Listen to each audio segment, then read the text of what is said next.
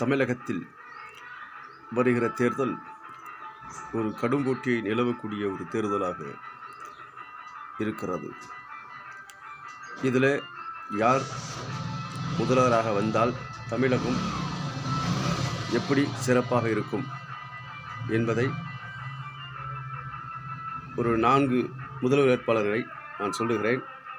இவரில் யார் வந்தால் தமிழகம் நல்லாக சிறப்பாக இருக்கும் என்பதை நீங்கள் கமெண்ட் பாக்ஸில் தெரிவிக்க வேண்டும். மீண்டும்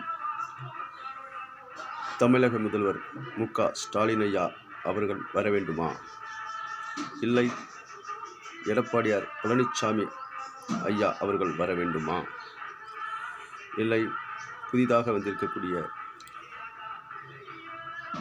தமிழக வெற்றி கழகத்தினுடைய தலைவர் அண்ணன் விஜய் அவர்கள் வர வேண்டுமா, இல்லை